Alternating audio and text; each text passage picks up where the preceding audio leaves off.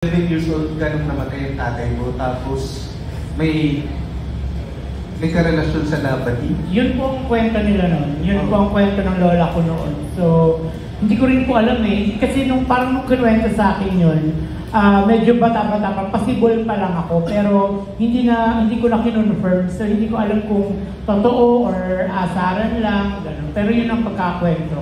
Paano mo tinanggap yung kwento ng lola mo? Kasi ano na ako noon eh, bakla na ako noon eh. So, nung parang kinuwento sa akin ng lola ko na palibasa, ang pagkakasabi pa ng lola ko, palibasa yung tatay mo, nagka-jowang bakla eh, gano'n. Parang natuwa ako, at okay, gano'n.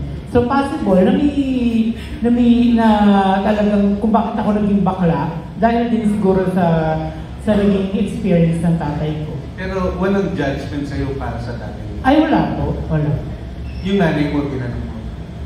Hindi. Hindi na po. Mark, kanina napag-usapan